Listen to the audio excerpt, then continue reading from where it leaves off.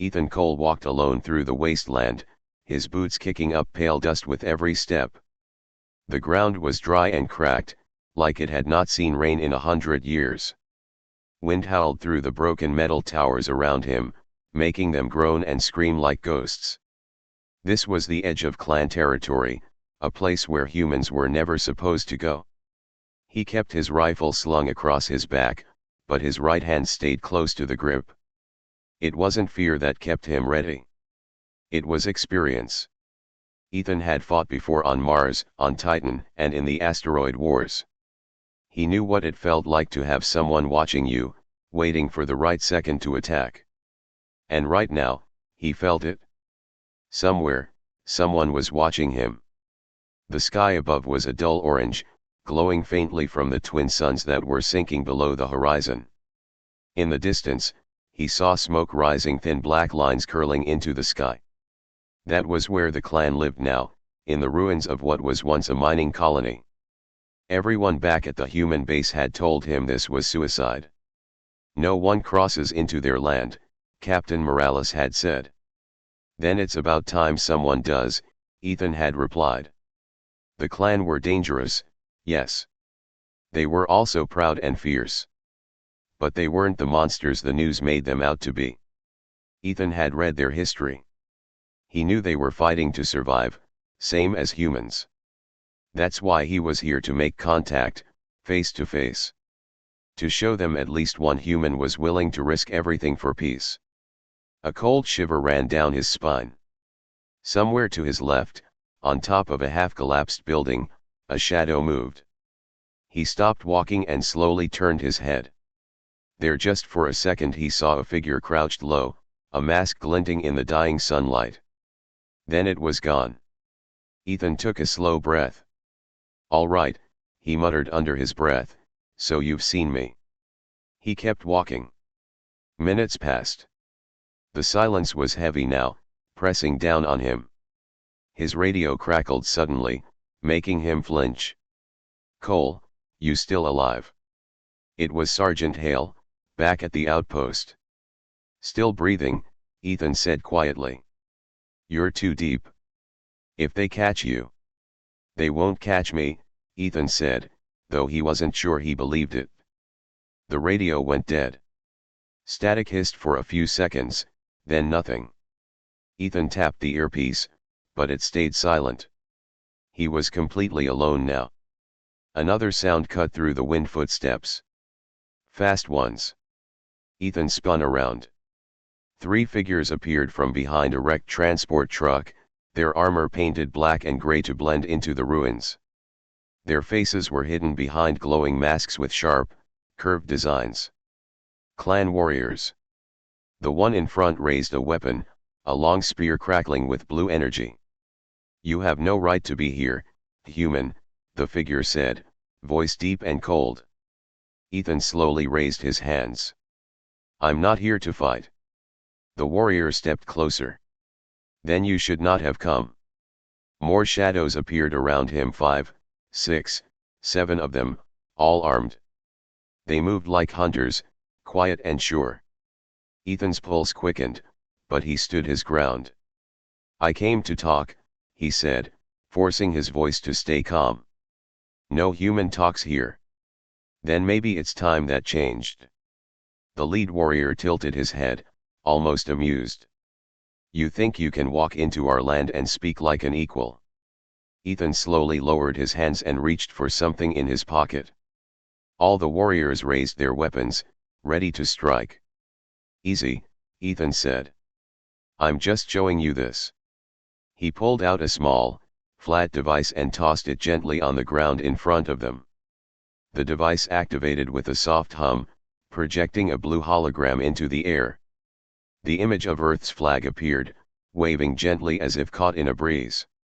The warriors froze. None of them moved. The one in front glanced back at the others, then looked at Ethan again. "What is this?" "A sign," Ethan said. "That I came with open hands, not weapons." For a moment, there was silence. Just the wind, whistling through the dead streets. Then, From somewhere deep inside the clan camp, came a sound that shook the ground, a massive explosion. The warriors whirled around, shouting in their language. Smoke and fire rose into the sky behind them. Ethan's eyes widened. He hadn't planned this. This wasn't part of his mission. But now, everything had changed. The blast lit up the night like a false sunrise. Fire rolled across the horizon, painting the sky in burning orange. The shock wave hit Ethan a second later, throwing dust into his face and making the ground tremble under his boots. The clan warriors shouted to each other in their harsh, clipped language. The leader, the one with the crackling spear, turned his mask toward Ethan. "What have you done?" he demanded. Ethan raised his hands again. "That wasn't me." But they didn't believe him. Two warriors rushed forward and grabbed him by the arms, their grip like iron. "Wait!" Ethan shouted. "I came here alone. You think I'd attack you with no backup?" The leader hesitated. Another explosion ripped through the air, closer this time.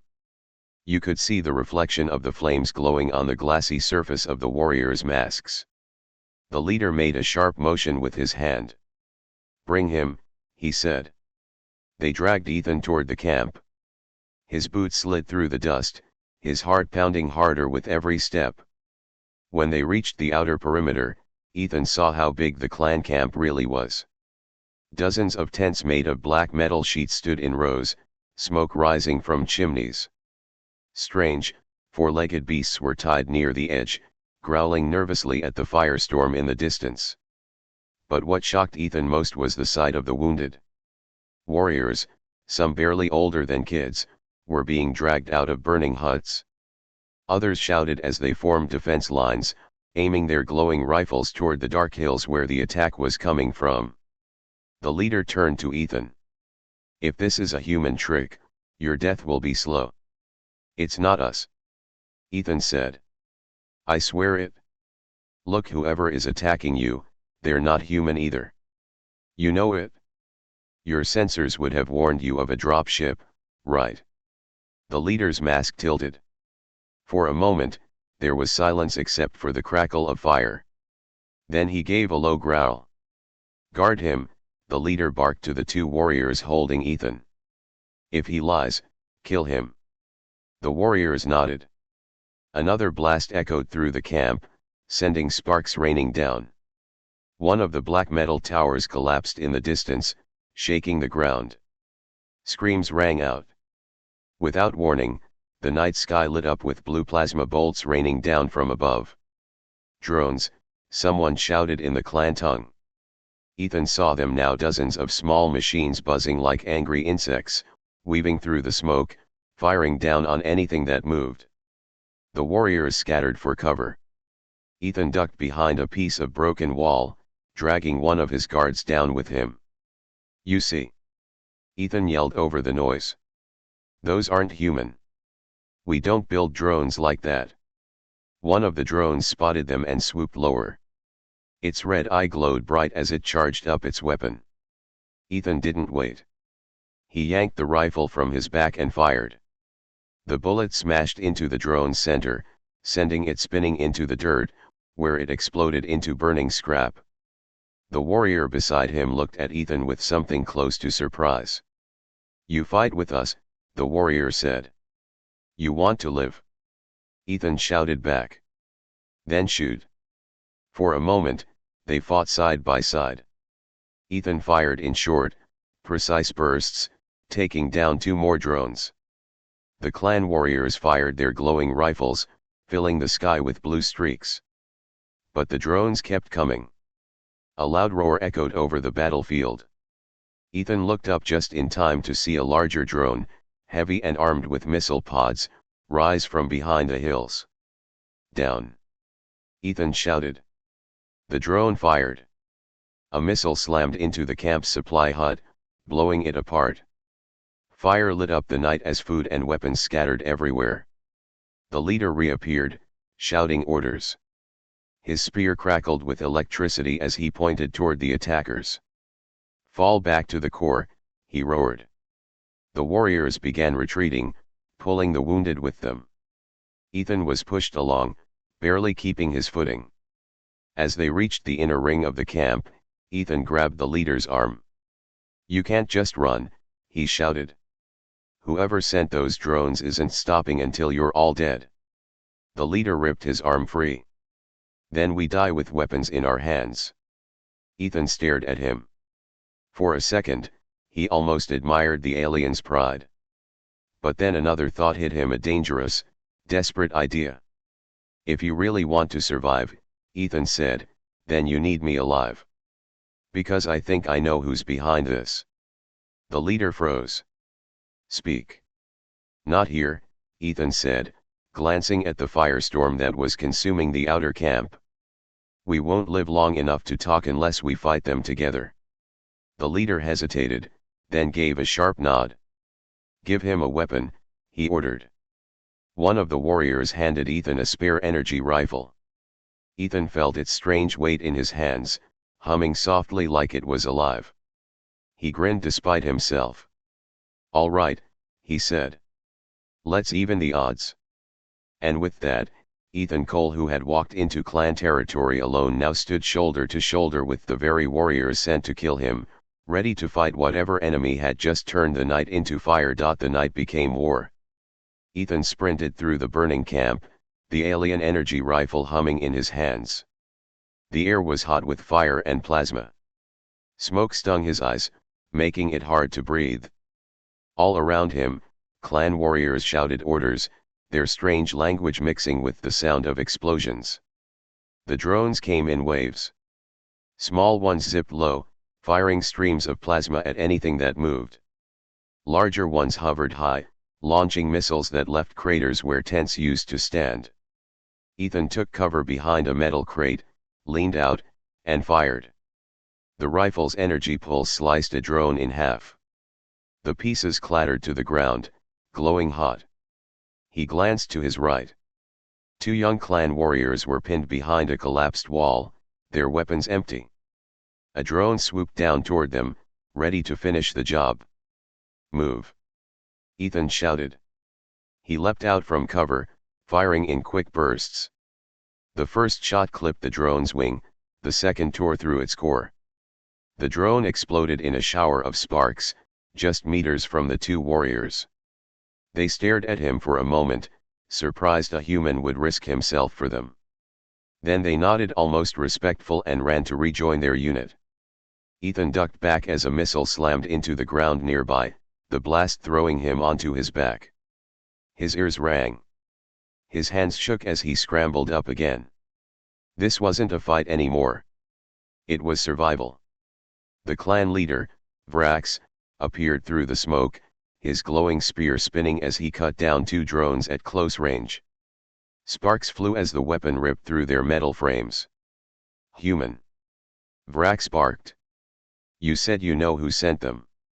Speak now." Ethan ducked behind cover again as plasma bolts scorched the ground near his feet. "They're not ours," he shouted back. "They're council models." "You know it?" Vrax froze for half a second.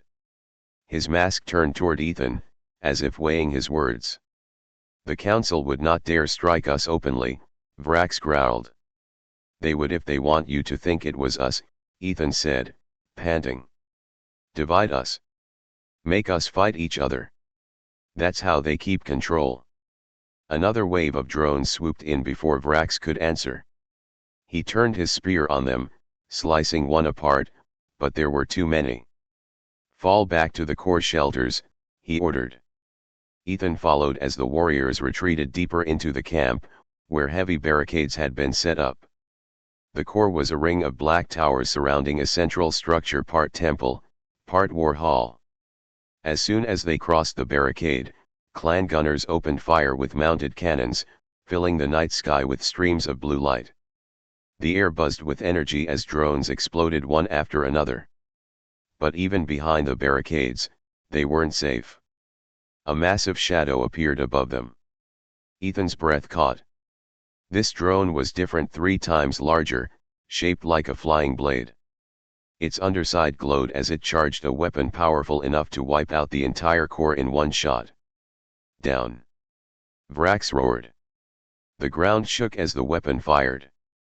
A blinding beam tore through one of the outer towers, melting it into slag. The heat washed over Ethan like an open furnace. He gritted his teeth. We can't just sit here. That thing will cut us down piece by piece. Vrax bared his fangs beneath the mask. Then stop it, human. Ethan's mind raced. He scanned the camp, then saw it an old mining cannon, half buried near the edge of the core. Its power cables were still connected. That, Ethan said, pointing. You still have it operational. It was for breaking rock, Vrax said. Then tonight it breaks something bigger. Vrax hesitated, then growled an order. Several warriors ran to the cannon, pulling off the tarps and charging its power cell. Ethan climbed up to the firing platform. The controls were alien but simple enough: aim, charge, fire. The massive drone circled overhead, charging its weapon again. Ethan gripped the cannon's handles and took aim. Come on, he muttered, waiting for the charge light to turn green. The drone's beam lit up, ready to fire. The cannon beeped. Ethan fired. The shot streaked into the sky, a brilliant lance of white energy. It smashed straight into the drone's core. For a second, the drone hung there, glowing bright, then it exploded. The shock wave ripped through the night, scattering smaller drones like leaves in a storm. The battlefield fell silent. Only the crackle of fire remained. Clan warriors slowly emerged from cover, staring up at the burning wreckage falling from the sky. Ethan lowered the cannon controls, breathing hard. His hands were shaking, but he allowed himself a thin smile. Vrax approached, his glowing mask reflecting the fire. You fight like a clan, Vrax said at last. Perhaps you are not like the others. Ethan nodded, too tired to argue. This doesn't end tonight, Ethan said. The council will try again. And if we keep fighting each other, we'll both lose. Vrax was silent for a long moment. Then he gave a slow, reluctant nod. Then we speak. At dawn. And just like that, Ethan, who had walked into Klan territory as an enemy, was now a guest inside their war hall. The fires burned low by dawn. Smoke curled into the pale morning sky as the clan worked silently, clearing rubble and carrying their dead. The smell of scorched metal and plasma still hung in the air, sharp and bitter. Ethan stood near the center of the camp, his rifle slung over his shoulder. He hadn't slept. He'd spent the long night helping where he could, pulling survivors from wreckage, dousing fires, and fighting off the last of the drones that dared to strike in the dark. Now, as the suns rose over the horizon, he was brought before Vrax. The war hall was a massive, circular building, half ruined but still standing strong. Its walls were carved with old symbols of the clan's history: victories, oaths, the faces of fallen leaders. The floor was scorched, but the fire pit still burned, filling the hall with flickering light. Vrax stood near the center, his spear planted in the ground beside him. Around him sat the other leaders, masked and silent. You fight well, human, Vrax said. His voice was calm now, but still powerful. But skill is not trust. Speak your truth. Why are you here? Ethan took a slow breath. I came here to stop a war, he said. Back at my base, they're getting ready to strike you first. They think you're preparing to invade. I came here to see for myself. To talk. The clan leaders muttered to each other. Vrax raised a hand and they fell silent. And now? Vrax asked. Now I know, Ethan said. You weren't preparing to attack. You were just trying to survive. And someone doesn't want us to figure that out. Vrax tilted his head. You speak of the council again. Ethan nodded. Last night's attack. Those were council drones. Modified, yes, but I've seen that tech before. They've used it on human colonies, too. Always in places where a fight was about to break out. Always in ways that make both sides blame each other. One of the older clan leaders hissed. The council swore to keep peace. They punished us for breaking the treaties. Exactly, Ethan said.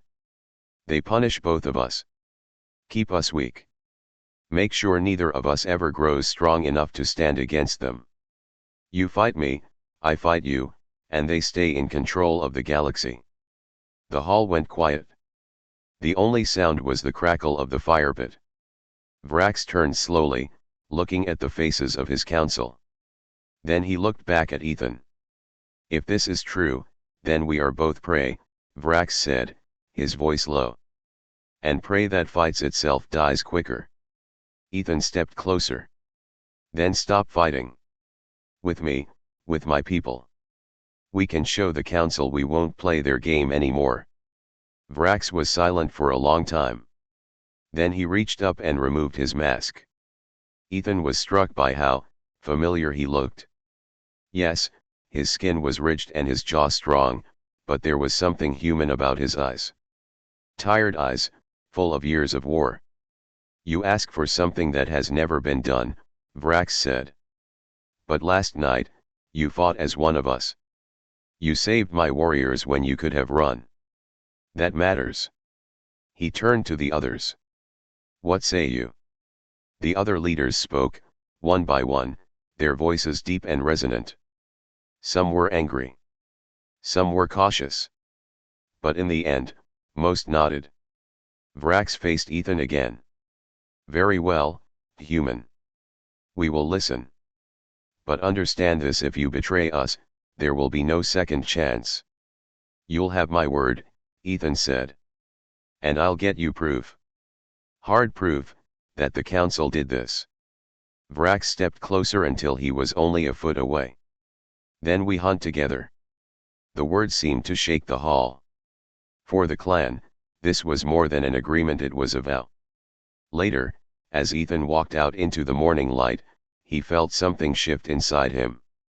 Last night, he had walked into Klan Territory as a trespasser, maybe even a dead man. But now he walked out as an ally. Outside, he saw clan engineers rebuilding the towers, warriors sharpening weapons, preparing for whatever came next. A group of children, small, wide-eyed, watched him curiously. When he smiled, they smiled back, hesitant but real. He looked out at the horizon. Somewhere beyond those hills, council ships were watching, waiting for their plan to work. Not this time, Ethan thought. This time, we fight back. 2 nights later, the ruins of the camp were quiet again, but this time, the quiet wasn't fear. It was preparation. Ethan stood beside Vrax at the edge of the rebuilt barricades. Clan warriors were loading weapons, checking power cells, and mounting cannons on the towers. Ethan's rifle was slung over his back, but now he also wore a chest plate the clan had given him, a sign that, at least for now, he was one of them. He had spent the last 48 hours combing through the wreckage with their engineers. They'd found pieces of the drones, and Ethan had been right. Inside the wreckage were council power cores and navigation chips. Proof. Now they had bait. Ethan had sent a transmission back to the human base. He told them to hold their fire, to wait, that the clan were not the enemy. It was a gamble, but Captain Morales had trusted him once before, and for now, he trusted him again. Tonight, Ethan and the clan would send their own message, not with words, but with action. The first council drone arrived just after nightfall. It buzzed low, scanning the ruins like a vulture circling a battlefield. This time, though, the camp wasn't burning. This time, the clan were ready. Hold, Vrax ordered. They waited until the drone passed over the center of the camp. Now. The sky erupted in blue fire. The clan cannons opened up all at once, their beams crisscrossing in the dark. The drone was torn apart before it could even fire. Moments later, more drones appeared on the horizon, dozens, then hundreds, their red eyes glowing like a storm of fireflies. Ethan felt his pulse quicken. "This is it," he said under his breath. Vrax grinned a sharp, dangerous grin. "Then we show them we are not prey." The battle began. This time, the clan weren't scattered or surprised. They fought in disciplined lines, their weapons striking with precision. Ethan moved with them, firing his rifle until the barrel was hot. When the larger attack drones appeared, Ethan manned the mining cannon again, his hands steady this time. Each shot was perfect, blowing the big machines out of the sky before they could even target the camp. The fight dragged on for an hour, then two. But slowly, the swarm began to thin. For every clan warrior that fell, 5 drones were blasted from the air. Then came the moment they had been waiting for. A massive shadow appeared above the horizon, a council control ship. It hovered low, its smooth black hull gleaming under the twin moons. "They finally came to watch," Ethan said. Vrax stepped forward, raising his spear. "Then let them watch." He gave the order. The clan warriors fired everything they had at once. Beams of blue energy lit up the night, converging on the control ship's shields. The ship tried to retreat, but Ethan was already at the cannon controls. He aimed high, heart pounding. "Come on," he whispered. The cannon charged. He fired. The blast struck the ship's engine, punching through its shields and exploding in a burst of white light. The control ship spun out of the sky and crashed beyond the hills, leaving a glowing scar in the earth. The battlefield went silent. One by one, the remaining drones shut down, their red eyes going dark. When the smoke cleared, the camp erupted in roars of triumph. Warriors slammed their spears into the ground, a sound like thunder rolling across the wasteland. Ethan climbed down from the cannon, breathing hard. Vrax approached him, his mask once again removed. His face was streaked with soot and blood, but his expression was fierce and proud. "Tonight, we have shown them," Vrax said. "They thought we were enemies. They thought they could make us tear each other apart." He turned so that all the warriors could hear him. "But tonight, a human stood with us. And together, we broke their chain." The warriors roared again, louder this time. Ethan felt a strange tightness in his chest. For the first time in years, he felt like something bigger than himself, something that mattered. He looked out at the horizon, where the first light of dawn was creeping over the hills. "This isn't the end," Ethan said quietly. "No," Vrax said. "It is the beginning." Weeks later, news of what happened spread across the system. Humans and clan fighting side by side. A council control ship destroyed. Across the galaxy, other colonies began to question the council's rule. Whispers of rebellion turned into plans. And it had all started with one man, walking alone into enemy territory, refusing to turn back. Ethan Cole had changed everything.